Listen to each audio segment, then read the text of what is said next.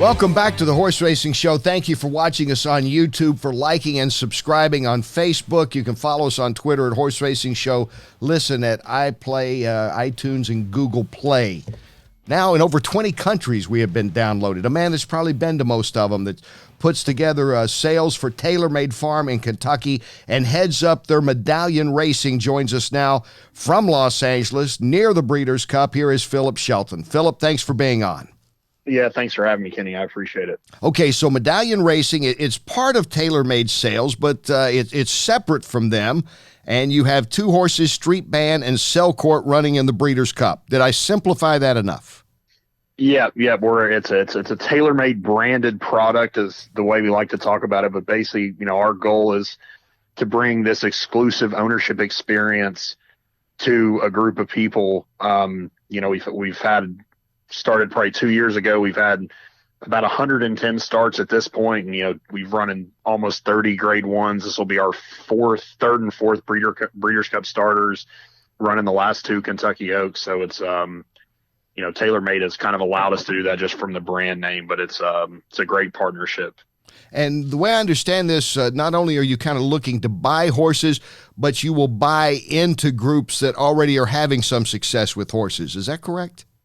Yeah, our goal is we only buy fillies, and our goal is that we want to lower the downside risk on the initial investment, and we want to provide, again, this exclusive ownership experience. Over almost 70% of our races come in graded stakes. It's all across the U.S. and the world. Like we had our first international starter. We had a filly running a grade 2 at Royal Ascot.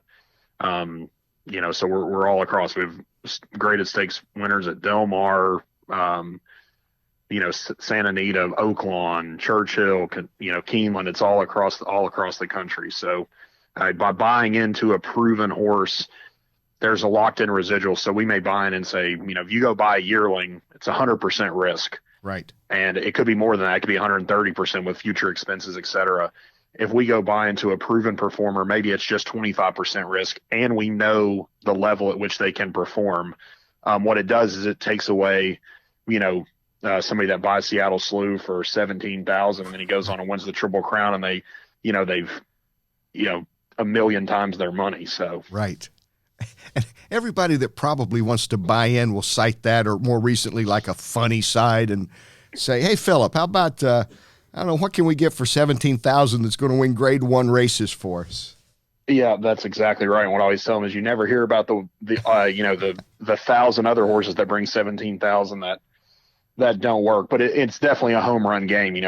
We're fortunate that we've had a lot of luck, and we've bought into a lot of good horses with a lot of great trainers and other owners. But it's definitely a home run game. When you go buy a yearling or a 2-year-old in training, or even some of the ones that that we're buying, it's a dream to be in the position that we're in, to have 2 Breeders' Cup starters. And that's what you hope for. So it's a lot of fun. Talking with Phillip Shelton, who he is the leader of the Medallion Racing. It's part of TaylorMade. I have some friends that I know are in with Phillip on this, in with some of the horses that are running out there. If I wanted to get in with you, if somebody listening right now says, "Phillip, I want to get in with Medallion Racing," they contact you. Is there kind of a bottom line that if you don't have this much money, really, let's be realistic, you can't get in? What I would say is there are a lot of great partnerships around there. Mm-hmm. For Medallion, our baseline is it's a $50,000 investment. And, my goal is over the course of 2 years, I want to give you your $50,000 back.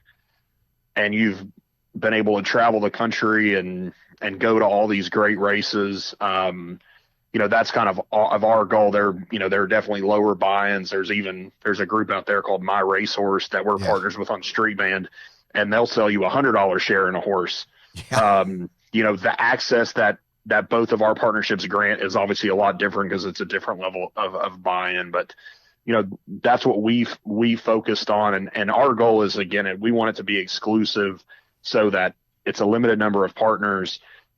Somebody has an issue or they want to know, they can just pick up the phone and call me, and they know that I'm going to answer. And we try to provide that personal touch to make it, so that it's an experience along with owning the horses, but that everybody can can really get this exclusive experience that's not available to the general public. And you mentioned you deal with disc staffers. Basically, it's fillies only, and the reason for that would be breeding, I guess, obviously.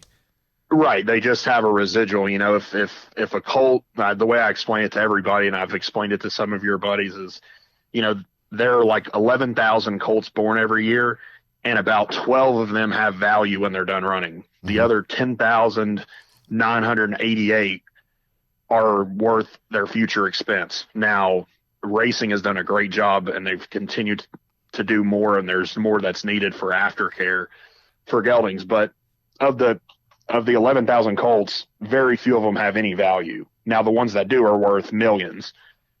A filly, there's 11,000 of them born, and 10,000 of them have some value. And when you buy and you know what that value is, I could tell you, Street Band, when we bought into her, we basically paid a 50% premium over what she was worth. So if she got hurt the next day, we were getting 50% of our money back, even if she never ran. Mm-hmm. Where if you go buy into a Derby hopeful, and depending on what they've done at that point, but if they are not a grade 1 winner and you go buying, it's 100% of a premium. Wow. So it's just a different market, for different people. And I applaud the people that, Starlight and some of the other guys that have done it. And there's certainly a market for it. It's just something we've just focused our focus is somewhere else. And a lot of that is due to the connection with TaylorMade. When TaylorMade, when the horse is done running, or the partnership, it's a 2-year partnership. So at the end of 2 years, everything that we own will go to auction. Yeah. And we'll just liquidate. But because of the association with TaylorMade, if like in Street Band, we own 25%, at some point when she sells, TaylorMade will sell 100%. So they make commission on the 25% Medallion owned plus the 75% that Medallion doesn't own. By doing that, we don't have to mark the horses up. So it's a little bit more of an investor friendly model because we have a revenue stream outside of just marking a horse up or charging fees to the owners to like pay my salary, cover my travel expense, pay for accounting, et cetera. Because that's one of the things that not all, but some partnerships, like you just mentioned, and it's like with any of us, it's like when you have somebody come over and work on your house, it's that hidden fee thing that drives people nuts sometimes, isn't it? I mean, it does me just as a homeowner when you say, I didn't know. Well, wait a minute, we had to cut that tree. Why do you tell me you were going to cut that tree down to start with, Yeah. What I would say is I actually think a lot of the other partnerships, and I think, again, everybody kind of focuses on something different. And I think that's what makes it great is that, if you want to buy a micro share, there's My Racehorse. If you want to go in and buy a bunch of yearlings, there's West Point or Eclipse or Little Red Feather.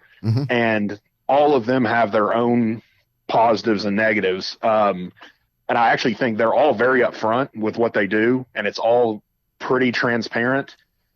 But it's just a different thing. And we're just very fortunate that we don't have to charge the markup. And because it's associated with TaylorMade, and like I'm a TaylorMade employee, I have other responsibilities at TaylorMade. It just makes it easier for an investor. And like, if you're invested with us, you own a piece of every horse. So we have 11 horses. We have 2 running in the Breeders' Cup. We had 1 that was pre-entered that didn't get in. But you get a piece of everything for West Point or Eclipse or some of these other guys that do a great job. It's a 1 horse thing, which, brings in the home run factor, kind of like we talked about earlier. If you buy into, West Point, I think bought into Always Dreaming. And if you bought into that, then, it was a great deal. You won the Kentucky Derby. Right. There's no better thing. So it's just a different model. And being part of TaylorMade gives us a lot of opportunities to do something that's a little bit non-traditional. We're talking with Phillip Shelton. He handles Medallion Racing, a syndicate, a partnership that has 2 horses in the Breeders' Cup. Stay with us. We're going to talk about those horses, Street Band and Selcourt, in just a moment here on the Horse Racing Show.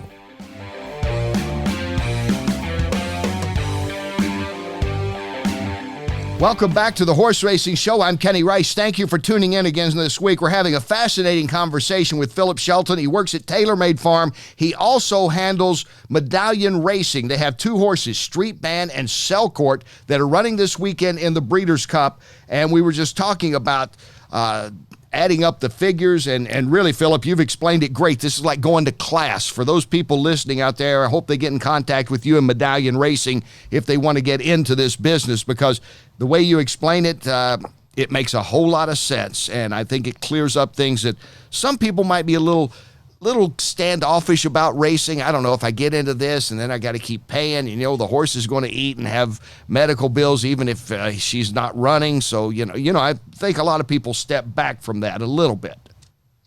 Yeah, and what I tell, everybody is it's just like anything else. When you wade into anything, the best thing you can do is go slow, try to learn as much as you can, advocate for yourself and your interests, because everybody's goal are different. I have some guys that we've had 2 partnerships. They were the first one that said, you know what, I really want to have a Derby horse.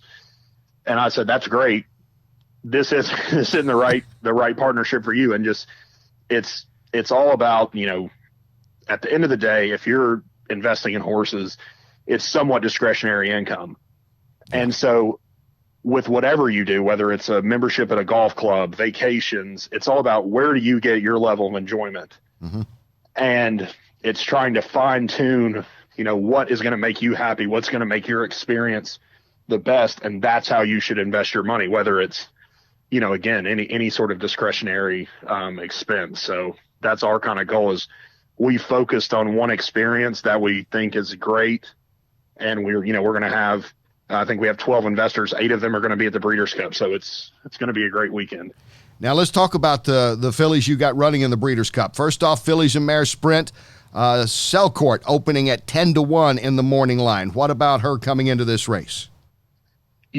She was coming off of a layoff, so this will be her second start since March. She came back, got beat a nose in the LA Woman at the beginning of October at Santa Anita. She's a filly. She's very fast. She set the fastest opening quarter and opening half mile for any 6.5 furlong race at the Santa Anita Autumn Meet. So she's a filly.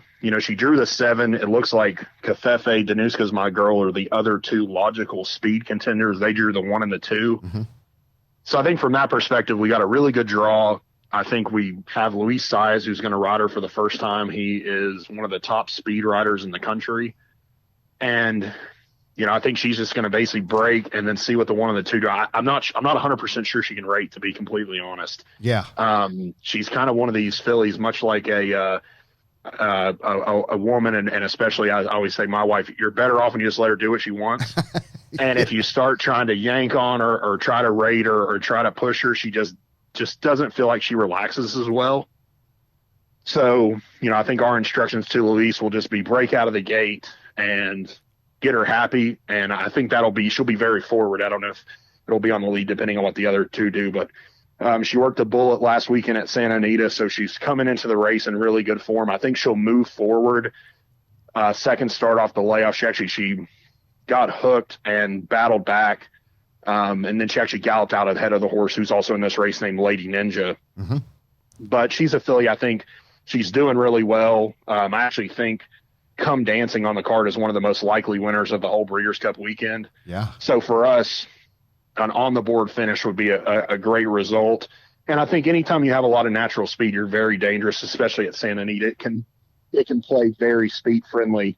So we'll have to see how the track plays on Thursday and Friday.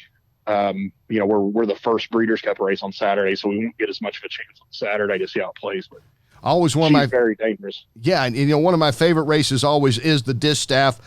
Midnight Bisou going for maybe a horse of the year, depending on how everything else shakes out. She's certainly in the mix. And in that race will be from Medallion Racing that Phillip Shelton heads up. Street Band at 10-1 as well. And how does she look?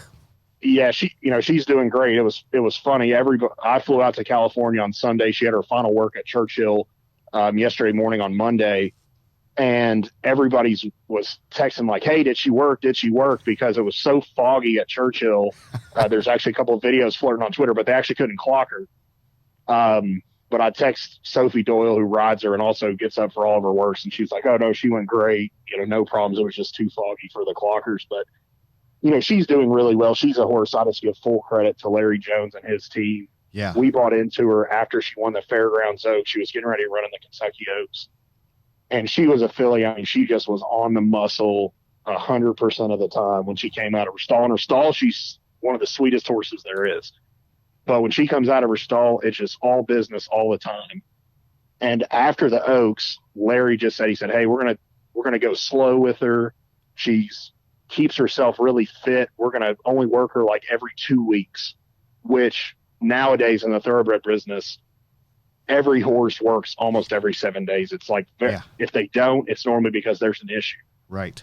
And he said, we're going to go this plan. We're going to try to get her to relax, mature a little bit. And then she won the Indiana Oaks on that plan. So we're like, all right, you won pretty convincingly. Wow. He said, we're going to do the same thing. And then she went and ran third in the Alabama on the slop against Dunbar Road 1, who's back in the distaff. And then he said, we're going to do the same thing into the cotillion. And, it worked. It worked perfectly. Now she's a completely different horse, and it's 100% due to the training that they've gotten. And it's, it's just every horse is different, and what every horse needs is completely different. And the best trainers, from Bob Baffert to Chad Brown to Larry Jones, it's all about figuring out what each horse needs and then being gutsy enough to alter your plans and change so that you can give every horse what they need.